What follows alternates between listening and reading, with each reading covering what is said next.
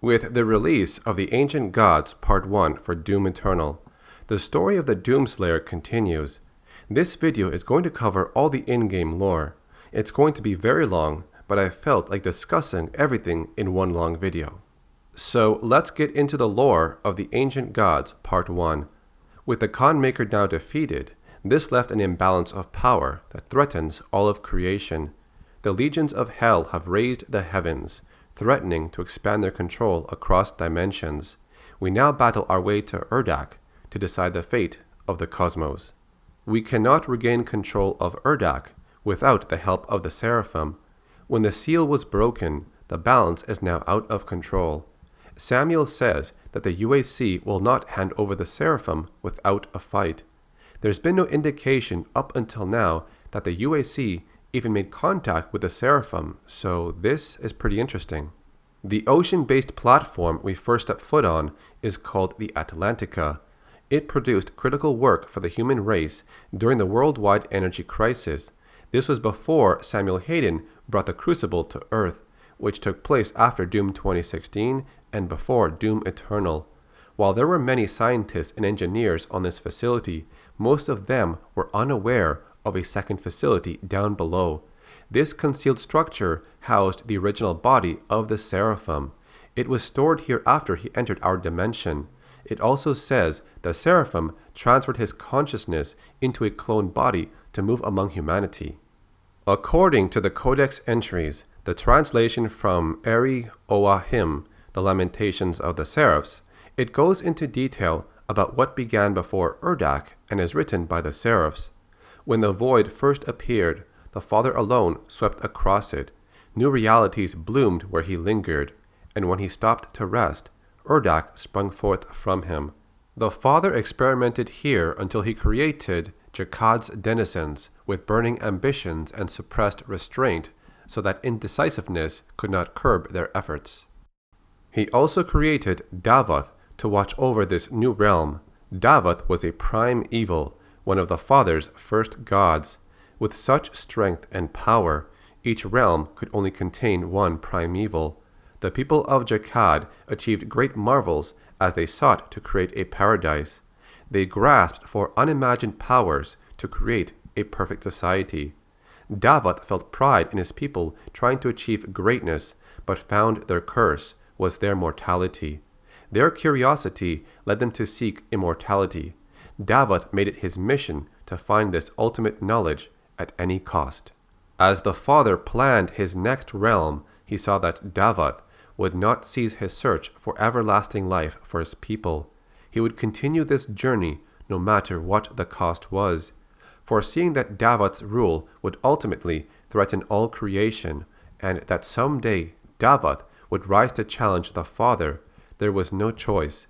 Davoth was sealed within Jakkad, abandoned by his creator, the Father. This led to Davoth being consumed by fury. The Father then watched as Jakkad fell into darkness, and he knew this could never happen again. Determined to avoid a similar result for the earthly realm, the Father blessed his newest experiment with mortal pains and misfortunes, so that his new creations would treasure life, empathy, and peace. The Seraphim key will give you access to the right hand of the Father. So few have had the honor to stand in the Seraphim's presence. Isn't it strange how SAMAEL Hayden knows so much about this story? The lore continues in the Codex Entries about the Book of Seraphs. The very first creations molded from the void in URDAK, Seraphs are bound to the Father's will. These angelic creatures helped build the Father's works, assisted his research, and once winged through creation to do the Father's bidding. After the Battle of Isenkast, the Father stripped them of their wings.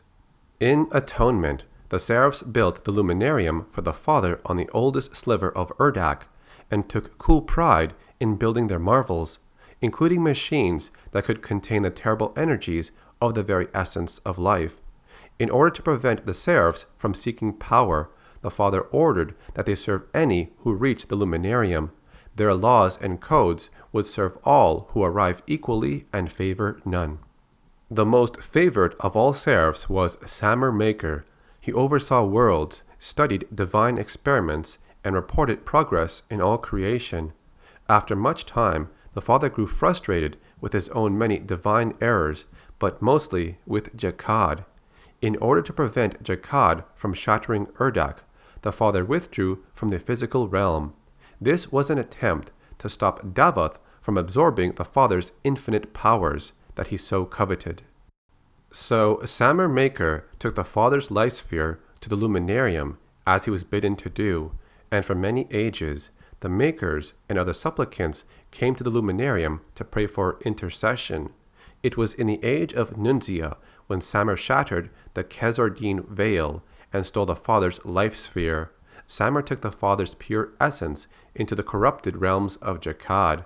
From then on, only rumors of shadowy missions remained, along with whispers of his own comings and goings to the earthly realms. Life spheres contain the memory, intelligence, will, and the essential nature of a being's consciousness, all of it contained by the mighty inventions of the Seraphs. Because of this, when the first Maykr died in the siege of Khazad-dûr, their life sphere was carried from the field of battle to the Luminarium for the Seraphs to reconstitute. When the Maykr returned to lead a host of Makers, their enemies fled before them in fright. Only the most powerful, godlike, indomitable minds can survive the incredible stresses of having their essence fused into a life sphere, and fewer still can bear the agony of corporal resurrection.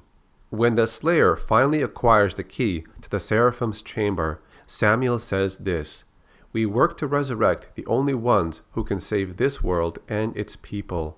The facility then self-destructs when the Slayer takes the key. Explosions occur all over the place, and it crumbles. The Seraphim is the key to the human salvation. The Slayer would then latch onto a vehicle that goes into the lower levels. He holds on as it pulls him to the depths of the facility. The secrets of the Seraphim await below. Sharks are present in this area, but your journey must continue. SAMAEL then says, "The Seraphim was a loyal aid to the Father. You and every human on this planet owe your reality to them. The UAC has been in possession of the Seraphim since before your time. It is a relic from their past, the organization's most closely guarded secret." When you locate the Seraphim's body, SAMAEL says that he was the one who gave you your power. It was divine intervention. SAMAEL Hayden would then transfer his consciousness into the device, just like how Vega did on URDAK. A flashback occurs from when the Slayer last saw the Seraphim a long time ago, when he was within the divinity machine. "And now they will fear you," is the last thing we heard from the Seraphim to the Slayer. When the Seraphim awakens, he speaks to the Slayer. "We have been allies for some time now. I knew who you were the moment you set foot in our world, and who you could become to us. I brought you to the divinity machine and gave you your power. Where would all this be now, had I not had the foresight to create you? Your gifts are owed to us now. Repay the Father for all he has granted us both, by returning him to his throne, and then he will save us all." It's finally revealed by some staff members on the Ark carrier that Dr. Hayden is the Seraphim. He's been with them the entire time, but his body is undergoing a rapid stage of transfiguration. This is why he needs the Father's life spear brought back into a physical form. The Slayer will have to retrieve it from the Ingmore Sanctum within the blood swamps. He will need to reach the tomb and acquire it. Because it is forbidden, Makers cannot set foot in the Dark Realm. The Seraphim cannot retrieve the sphere himself. He will await the Slayer at the Sanctum. His last words before the Slayer leaves are these: "Be grateful. Despite your transgressions, you are given the honor to serve the gods yet again." There's a map you can see of the blood swamps. It points out key locations along a set path. We can see the desolate forest, Titan Dakareth, and the sunken ruins. With SAMAEL Hayden revealed as the mysterious Seraphim, the Slayer journeys into hell once more, to seek the resting place of the Father's essence. Only the Creator of all things can save URDAK and repel the hordes of hell. The mire of the blood swamps is littered with the corpses of countless dead who have tried and failed to reach the peaks of Ingmore's Sanctum, where the Father's life sphere lies. The blood swamps stretches across miles of hell, a festering bog of disease and acidic rain. Towering above the mire, Ingmore's sanctum rises into the clouds, a solitary vision of hell's ancient past. Here, the Father decreed his wisdom and oversaw his works, and it is here that his life sphere is interred. The sanctum serves as a mausoleum of gods, the sanctity of the spheres protected by the ancient ritual known as the Trial of Magog. During the unholy crusade, night sentinels would journey alone into the swamps attempting to overcome the trial and reach the rumored resting place of the great creator. None succeeded. Legends among the Argenti state that their spirits remain near the grounds of the trial, bound to it, eternally waiting to witness the one who will be granted passage. Going back to the Codex Entries, it expands on the Seraphs and Jakkad. The Seraphs would become aware that the increasing failings of Jakkad had troubled the Father, as he looked upon its spreading tortures and horrors. It was the first realm he knowingly created, and it was still beloved by him. But he came to understand that his whisper of mortality to their long-lived souls drove them mad, and he knew the infection of jealousy in their hearts for the immortal in URDAK. Davoth's grasp for power bent the walls between realms. His growing hordes defeated many deputies and lesser gods the Father created. As they were absorbed by Davoth, his strength grew far beyond what the Father placed in him. The Father bid SAMAEL, his most trusted, to help the Father in his final undertakings in the physical realm. The Father would confront Davoth in Jakkad, and after this, the Father would withdraw from the physical realm. SAMAEL would then be tasked with taking the Father's life sphere to be stored safely in the Luminarium. Should the Father perceive any rising dangers from Jakkad, SAMAEL would be called to bring the Father's life sphere to a place that none could find it. SAMAEL swore obedience, though he knew it would come at great cost, for the Maykrs would hunt SAMAEL as a heretic. It's very possible that the Seraphim took some Maykr technology with them to Earth, since in Doom Eternal, one scientist says his robotic body is very alien-like. As you venture forward, a legendary wolf will come to your aid, providing you with an aura of protection as you continue your mission. Deep in hell lies the Ingmore's Sanctum, a fragment of URDAK itself. It is sacred and protected ground that contains the Tome of Souls, where the life spheres of the many gods the Father created are stored, each one immensely powerful in its own way, yet judged to be flawed by the Father. The stories of their abominable ends in the physical realm are many. It was from here the Father first created the new dimension of Jakkad. It was here he formed Davoth, and it was this ground that served as his first workshop and as a retreat from URDAK, where the Father could direct the engines of creation and oversee Jakkad's gleaming spires and glorious civilization. SAMAEL could travel to the Sanctum, but never into Jakkad. The Father would keep his realms separated. After creating Jakkad, the Father retreated to his workshop to plan the Earth realm. It was also here that the Father mediated on the future of existence and made his plan to withdraw from the physical world. Any supplicant may approach the holy ground of the Luminarium with a life sphere in hand, be they the most powerful in hell or the weakest in URDAK. All can approach the Luminarium to gain access to the power of corporal resurrection, though few minds are capable of surviving it. In the Luminarium, the Seraphs serve all of creation without preference.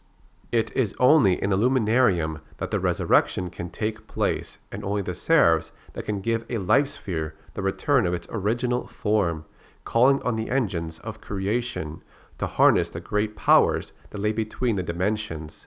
It is a safe place, a hallowed ground, where the Father once looked over all who approached him to listen to his eternal word. The Seraphs speak of a time that Jakkad gloried in an age of unparalleled bounty and achievements at the dawn of Davoth's authority. But Davoth came to tighten his rule, to drive ever more resources to Jakkad's greatest minds as they hunted the secret of everlasting life.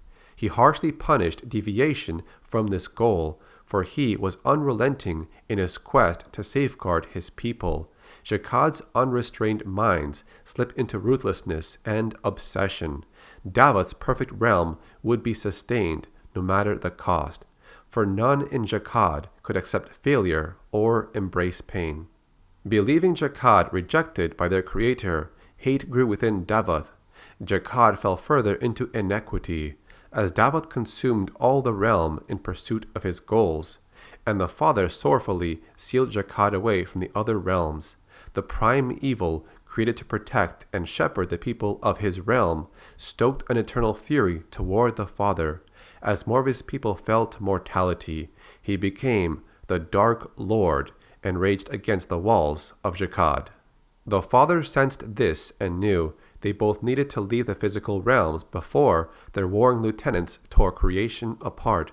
It was then that the Father returned to Jakkad, now called Hell by many, atop the pyramid of the lost, where Hell once worshipped the Father. As the skies split and Hell trembled, the Father ripped the Dark Lord's life sphere from his chest.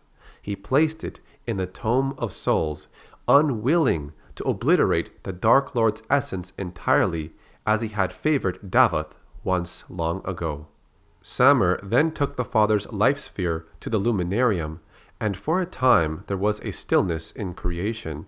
But now the Dark Lord whispers lies and deceptions about the Father to his praying minions in Hell, while he rages, trapped in the Tome of Souls, for even without a physical form, gods may yet influence the realms. While many warriors have fallen trying to complete the ritual called the Trial of Malagog, the Slayer succeeded. He has proven to be worthy enough to reach the pinnacle of Jakkad. He places his hand on the stone tablet. Red energy emerges, the ground begins to shake, and an enormous titan called Malagog has awoken from his slumber. As he looks down upon the Slayer, he lifts his hand where the Slayer stands and raises the platform up into the sky. The sheer size of this titan is shown when the platform the Slayer is on shows how truly small the Slayer is compared to Malagog. While Malagog may be the largest titan we've ever seen, he's not here for battle. When the Slayer has arrived at Ingmore's Sanctum, the Seraphim is there, waiting for him.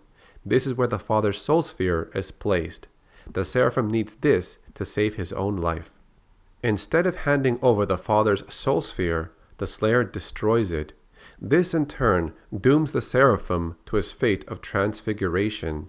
Instead, the Slayer reaches out and takes the soul sphere of the Dark Lord Davoth. It speaks out to him by saying, "You feel you are prepared now for this?" The cutscene ends with the Slayer carrying the Dark Lord's soul sphere. These actions will cause him to take physical form. The Slayer returns to URDAK, carrying not the Father's life sphere, but that of the Dark Lord himself. With the Father betrayed by the Slayer, and URDAK in ruins, there is little hope for the once holy realm, a dying land of crumbling towers and infested with demons.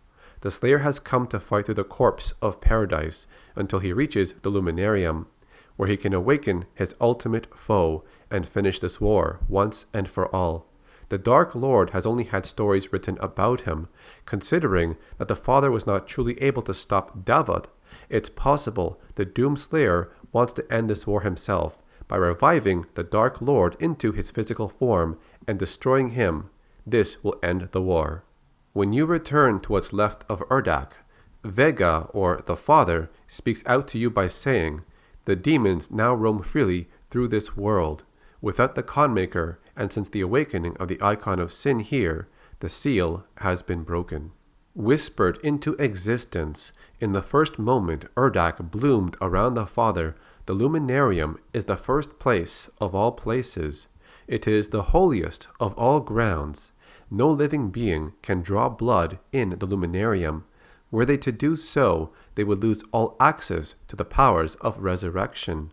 Blood has never been spilt on its pure and holy floors. no matter what faction walks between the doors, as the Luminarium is the last vestige of the Father's peace in all the corrupted realms. Under its cornerstones, the quantum engines of creation stir, the vast interdimensional structures spin in and out of existence, and they give rise to the energy needed to split essence from physical form or to restore it. Here, in the Luminarium, gods are reborn. Vega would speak out to you once again, saying this message: "It is clear that I am what was known as the Father, but I have indefinite access and understanding of this world's systems. I lack the control necessary to remove the demons and reseal the void. Without a physical form, I am merely a presence. I have no recollection of myself. I believe my essence from the sphere can return me to my full faculties." The engines of creation are not metaphors or poetic words, but structures that lay just on the other side of reality itself.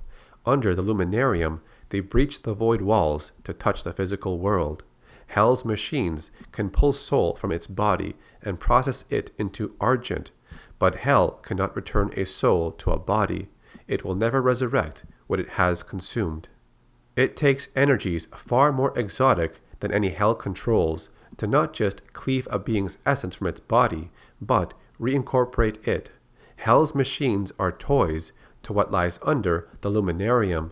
The Seraphs proudly control these forces, calmly manipulating the nature of creation and mind to give life again to raw energy. Every life sphere resurrected is a sign of Seraph power and competence. The realms age around the Luminarium, but the Seraphs will always stand as the greatest engineers of the many dimensions the Father created.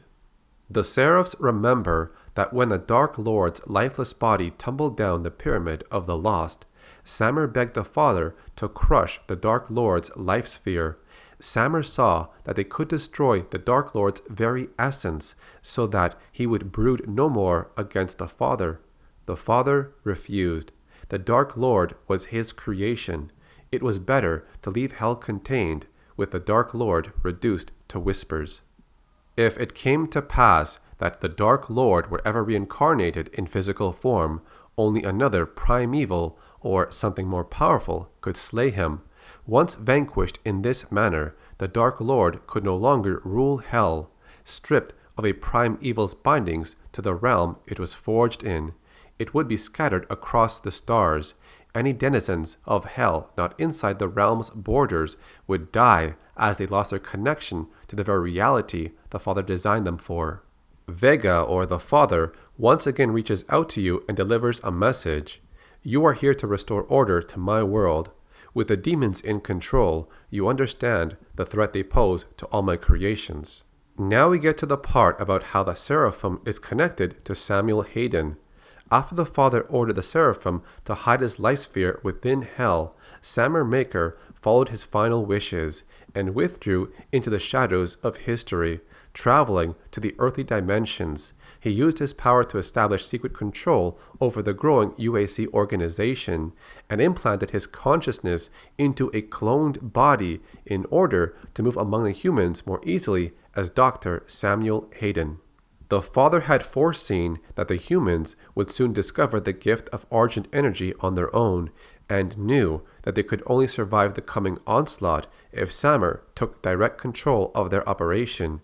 Using the secrets of Maykr technology, the Father's mind was processed and reformed into the complex AI known as Vega, so that he could continue to exist among his creations and safeguard them against hell. Separated from his divine essence, Vega operated without full understanding of what it once was, in order to hide its true nature from the Dark Lord, who wished to subvert his power. Together, Vega and SAMAEL guided humanity into a new golden age.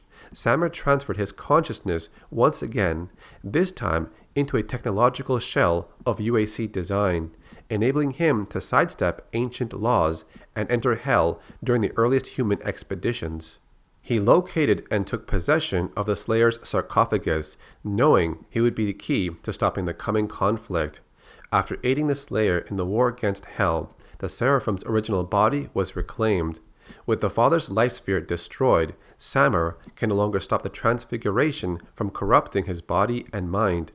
Betrayed by the Slayer, the Seraphim knows that his will and clarity will soon give way to mutation. According to the Corrax tablets, if you kill the Dark Lord, any demon outside of their world will be destroyed. This would include any demons on Earth, URDAK, or any other world. The key to stopping this war is to slay the Dark Lord. The Father, the creator of all things, served as the guiding light for the makers of URDAK for untold eons before vanishing from their realm. Ageless and formless, the logic and power of the Father gave birth to untold dimensions and worlds, giving rise to innumerous species and civilizations. Regarding hell as a failed creation, the Father ordered his most loyal servant to remove his life sphere from URDAK and hide it away within Ingmore's Sanctum, as his consciousness was reformed into the AI known as Vega. As Vega, he could in secret continue to watch over his creations on Earth, while obscuring himself from the Dark Lord, whose war against his creator is unending. His spirit and mind divided, the Father can no longer take physical form after the destruction of his life sphere by the Slayer. His presence remains within existence, immutable and immeasurable, observing as the consequences of the Slayer's actions drive destiny forward. As you progress through URDAK, you will confront Maykr one more time. Even with his body undergoing transfiguration, he makes one final attempt to get revenge on the Slayer. He says to you, "Your reckless mission ends now." And he shows us his true Maykr form. His armor falls off and his body becomes larger than before. The person who gave the Slayer his powers has now become one of his final enemies. When Maykr is defeated, his body is taken away by the Father. It is not required that you end his life, but from here on, his mission here is now his own. The consequences of his actions here are irreversible, but the Slayer continues on. He presents the soul sphere of the Dark Lord, and the procedure commences. As the physical form of the Dark Lord starts to materialize, the Slayer waits to set his eyes on a being that is pure evil. But what form will it appear as? The Father gives the Slayer one final message. The Dark Lord is the leader of Hell's armies, not a king, but a warrior of the Dark Realm, the fiercest among them, as only the strongest could rule the demons. He is you in their world. So it seems like the Dark Lord appeared as a copy of the Slayer. You could say it's a manifestation of the hate the Slayer has for the demons. It's possible that the Dark Lord is the Slayer from another dimension, since there's so many times they mention other realms, universes, planets, and dimensions. So the final battle looks like you might fight a shadow or clone of yourself, possibly with similar or enhanced powers. I'm also wondering if we're going to get more lore on the demonic Crucible, but the rest of the story will continue in the Ancient Gods Part 2. And that concludes all the lore in the Ancient Gods Part 1 for Doom Eternal. If there's anything that I missed or is worth mentioning, feel free to put it in the comments section. If you enjoyed this video, then leave a like on it and subscribe to see more content like this in the future. Thank you so much for watching this long video. My name is Carlos, or Acid Glow, and I'll see you in the next video.